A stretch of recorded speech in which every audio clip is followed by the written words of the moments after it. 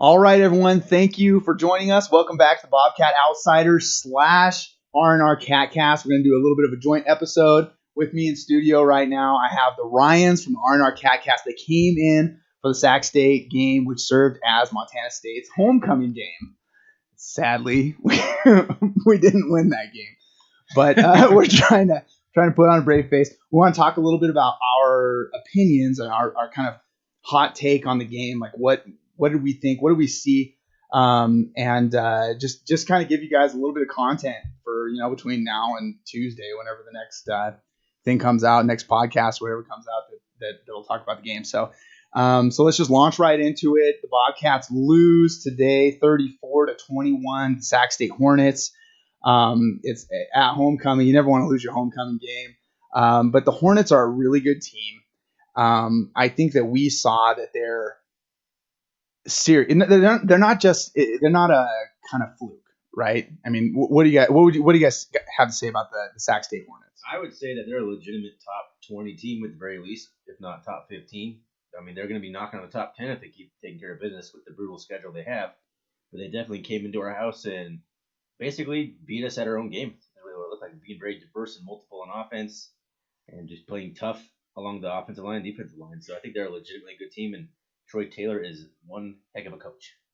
Yeah, I think that's a really good point. And we should definitely come back to Troy Taylor. But that's you mentioned something there that I wanted to touch on. Sac State owned it wire to wire, right? So it was not like the Cats had it. There was like a little moment of momentum when the Cats pinned them back on kickoff, I think, right? It was a kickoff and they pinned them back. The crowd kind of lost their brain, but they actually got. Do you remember that? I think they right actually, at the beginning of the second half. Yeah, they're toward the beginning of the second half. Yeah, and it was like they were thinking it was going to be a touchback, but it was on 6-yard line or whatever. It was a good play, but then after that they marched down the field, and you guys remember that was the play. So this is the only time that I felt like they had momentum. What I'm talking about here. Sure. That was the play where I'm really interested to hear you guys talk about this a little bit, because I was running down from one end to the other and I didn't see it. I saw this beautiful one-handed catch in the end zone, right? So can you guys take us through what happened there? You want to take that one? Well, I don't think it was a one-handed catch in the end zone. It was more like a one-handed catch on the sideline, because it was 3rd and long, and you and I were just talking about Tyrell Thomas being in position, and he was in great position, but the receiver just made a beautiful catch. I mean, Thompson put it where he could only catch it, and then he just dropped it in there, and it was just money. So I'm so sorry. I think I'm actually talking about a different play. So the referee botched. Yeah, the referee play. Yeah. Okay. So I had a feeling Thorny knew it, but but yeah, do you want to take us through kind of what happened there, Thorny? That was a really interesting play. So the umpire came out there and basically held the play so that the Sac State and the Bobcats could both sub out, but a lot longer than you typically see them do it for. It was like 20, 25 seconds it seemed. The Sac was running players in and out, and they finally said, okay, enough, and whistled it to go live. The clock was running this whole time too, which is a weird thing, but the Sac State player got caught running back to the sidelines. They snapped the ball, let the play run. I couldn't remember. I couldn't tell if there's whistles going as the ball was being thrown. But it was a nice throw to Travis Johnson, who got held right in front of us and made a one-handed touchdown grab. Right. Yeah. They throw a flag, which what I was assuming would be pass interference, but then they say the whole thing was a pre-snap penalty, and they just waved the whole thing off. Yeah. So the pre-snap penalty being that illegal substitution, which they had held the ball for, which I guess maybe they say, okay, there comes a point where it's like no more subbing, right? Was there also a neutral zone infraction or So the next play, I'm sitting there on the sideline looking straight at the line of scrimmage, and the Sac State player's head is well beyond the line of scrimmage, like well over the ball. I was like, this is the most obvious thing. I know as a ref, because I've been a ref before, you don't always call these things, but it's pretty far over. blatant. It was a defensive back. He's way off the line, so maybe it's not a real big deal, but he was very much, his head was over the line. You gotta throw a flag once in a while. They only threw 3 flags all game, so they weren't in any desire to pull out the flags out of the pocket. Yeah, and it was like far into the game. Yeah, it was when late we in the talked, fourth. yeah, when we started talking about it, it was late in the fourth that they threw like the second flag. Like there was they just were not penalizing Sac State, and it wasn't for lack of. And this is fan perspective, whatever. Like this is total homer in me, but it wasn't for lack of penalties. It was. There was a targeting penalty that was missed, and I actually talked with Lauren Chauvin about this after. I think it was at halftime. She had video of it, a nice slow motion video of like obvious like leading with the crown of his helmet, like targeting that was. Refs miss things sometimes, but the point is there were penalties. They just never got called, and so that was the frustrating part I think for Cat fans. But to take a step back from that, again, in no way do I feel like the refs won this game for Sac State, right? Well, going back to that play, we still had first and goal from the 2 or 3, and couldn't punch it in. So yeah, you even roll in the 3-ton package, right? Whatever they call that, where they get all the guys out there, Derek Marks and Chase Benson. I don't know if those two guys were in on it, but it was the same. We fumbled it twice. We fumbled it twice, and recovered it twice. But oh my gosh, you got to be kidding me, right? Like, so yeah, that was crazy. Was there anything that you guys saw there that Sac State was doing that was really posing a problem for the Cats, either on offense or defense?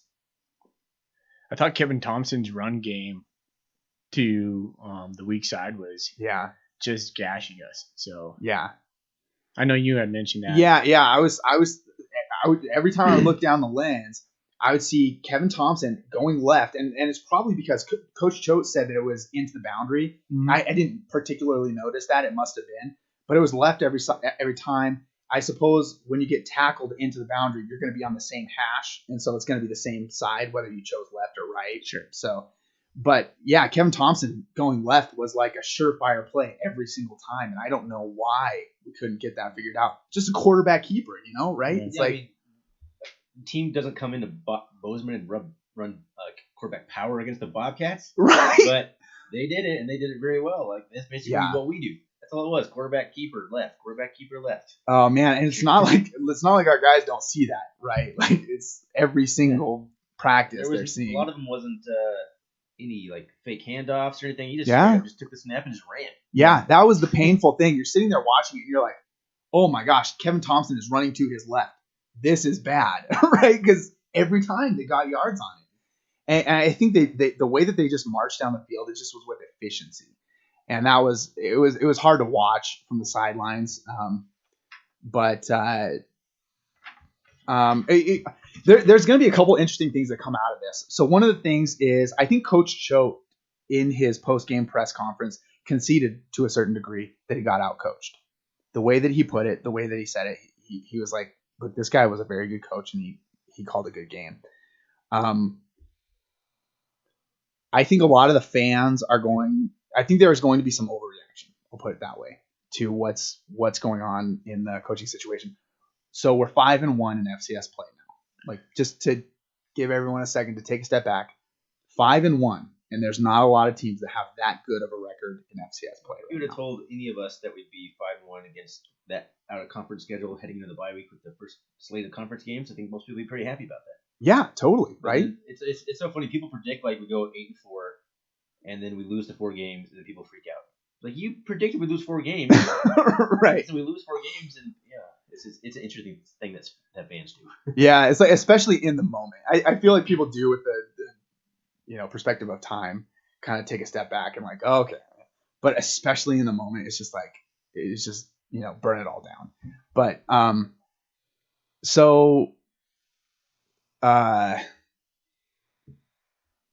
well, I guess let's talk a little bit. So you guys have been out of town. I don't know how long you've been out of state, but this is your first time back.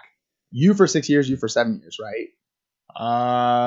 6. I don't know. Yeah, on that order, right? Yes. So what did it feel like? Actually, Thorny, I want to ask you, flying in. You want to talk to us a little bit about that feeling? I remember just looking down. Like as we're coming down, I hear the landing gear come down. I just look out the window and just get super excited. I'm like, oh my gosh, I haven't been here so long. Just had like this rush of energy and nostalgia and excitement. I just got really excited. It's a really good, cool feeling. Like I've been here so long, I just miss it. I miss Bozeman. I miss going to the games. So being around the Bobcat community. So it's just, that's one of the things I think we kind of try to do with our podcast is give us something to help us have that connection with that we don't have anymore because we live in Bozeman. So there's plenty of out of state fans like us. So that's one reason we started the podcast. But it was exciting. I love coming in. Yeah, that's awesome. I totally had a similar experience when I lived out of state. Laura and I lived out of state for 5 years at the beginning of our marriage, and Bobcat football for me was a big way for me to connect back to Montana. I love Montana, and so being able to come back. You guys are both from Great Falls, right? So both Montana guys. Well, I'm from Great Falls. He spent from everywhere. Yeah. Oh, okay. Missoula, Helena.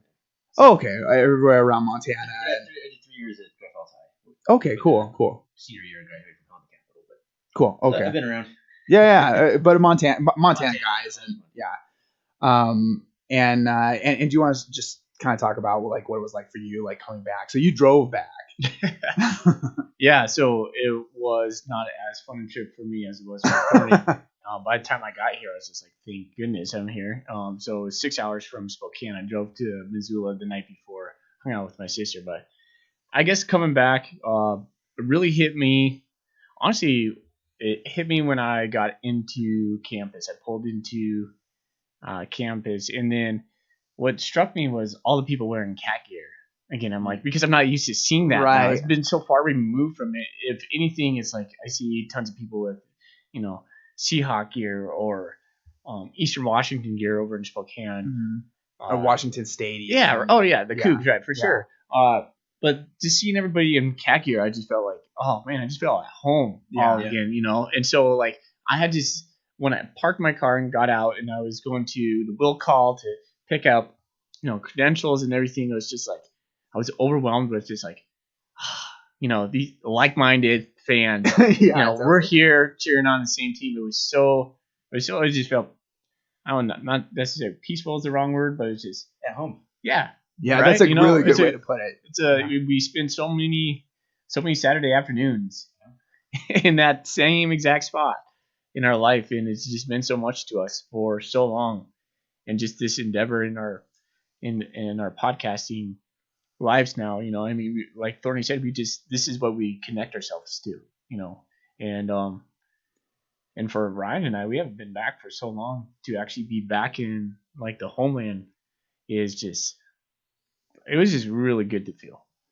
That's so awesome. Like I'm actually really glad that you guys are able to talk about that a little bit right now, because I want to share with you, the fans, like, we are like real fans. Like, we really care about this stuff. Yeah. And it's a big deal in our lives. And it's cool to kind of hear you talk about that a little bit. And I think that a lot of the fans are going to just get fired up just hearing that, especially a lot of the out of state fans. Yeah.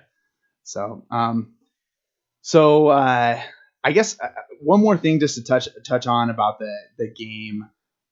Something that surprised me after the game. There were a lot of, I specifically heard a lot of people talk about how frustrated they were with Tucker Rovig.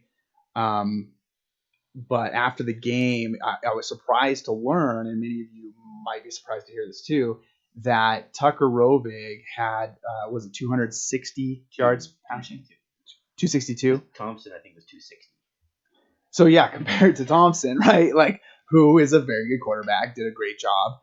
And, yeah, there were big plays that, that account for a big part of that. But there were also drops that are not on Rovig at all. There were a number of drops that were not on Rovig at all that would have accounted for a good chunk of yards.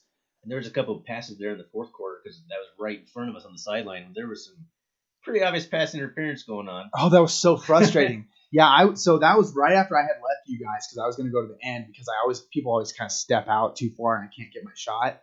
So I went to the end, and that was 85, right? It was Cassis.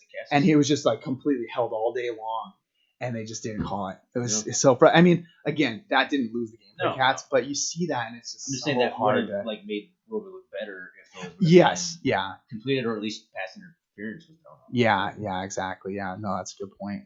I think those were good balls, pretty good balls. Like, if they wouldn't have been held, they would have had a pretty decent chance at catching them. Yeah, and actually there was a nice one that Cass has had in a similar situation where he caught it and he's kind of juking and jiving. He gets down to like the 2, I think. It just looked like he could get a touchdown there, but he didn't quite. And I think that might have been one of the times we didn't end up punching him. So frustrating in the red zone today. But I think, I don't know, I'd be interested to hear kind of like you guys' take on the quarterback situation in general. We've gone through a guy that we felt like he's close, but maybe he's not getting the job done. Let's try Tucker. He's put together good practices and stuff like that. How do you guys feel about the quarterback situation, especially in light of last year and the way that we, went to Troy and just kind of said, to hell with it. Let's just see what Troy can do. Want me to take that first? It's a weird podcast. We're doing this with you like next to each other. I don't know if we reiterated this enough on the podcast. We don't live in the same city, so we record blind, just talking to a microphone. So it's interesting to actually see you.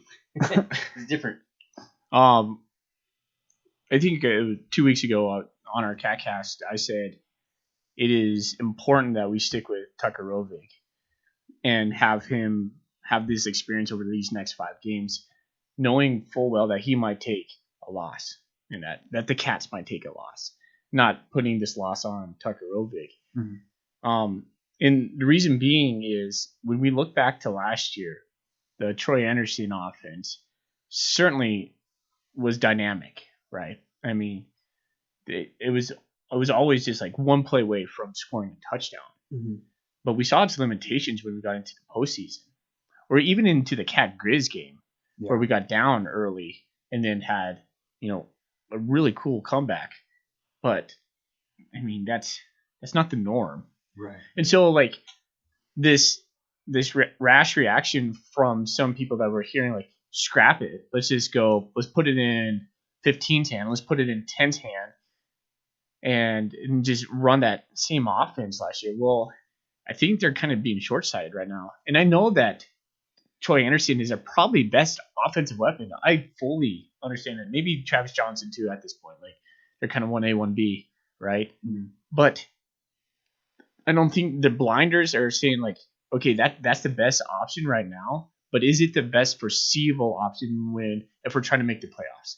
Because when I'm looking at this and I see, Tucker Rovig did pass for 262 yards, and I'm thinking of a couple third down completions he had in there. We weren't making those last year. When we get, we're really bad on third down efficiency. We're last in the Big Sky. At least we had a chance on 3rd and 10. Exactly. Last year was 3rd and 10. That's over. Now, if we could get maybe a little bit more, comfortable in some play calls on 3rd and let's say 7, 8, 9, 10, something that some new wrinkles, I would say. Mm-hmm. But the main point being we need Tucker to be there, because I think if Tucker is not in there, or someone who is a traditional quarterback, or Casey Beltran or Casey Bauman or Ruben Beltran, excuse me. Oh my gosh, right? I can't edit this out. No. It's easy defense. Stack the box, because we're just running, and Troy's gonna pass for 4 passes a game. If we're forcing Troy or Travis Johnson to do that, it's gonna be the same thing. And then we'll probably get into the playoffs, and they'll probably get our butts whooped by North Dakota State again. So I'm not saying Tucker Rovig's the second coming or anything, but we need him to be there for at least a pass, right? To pose that the threat downfield. Like we need to be able to push the ball downfield and not just 4 times a game. No, it's almost like we're so good in certain areas that it just masks deficiencies, things like that. Like we're just like whatever. Like we're still gonna snap the ball to 10 to Travis Johnson, and he's still gonna run it straight up the middle. Yeah, and they're literally good enough to get that done, but against what teams, right? Yeah. Like they weren't today, though. Right? Yeah. No. We kind of talked about like a ceiling on the kind of offense that we run. Mm-hmm. A team like Sac State, that might be, kind of show us what our ceiling is right now. Like this is as good as we can do with this offense currently. We have to get better, and I think Tucker Rovig, will get better. I think he actually looked pretty decent today. I didn't play a game that's going to lose you the game. The interception he threw, he got hit. Mm-hmm. He had a lot of guys in his face all day. Like I think people are like he held the ball a long couple times, but there was a lot of pressure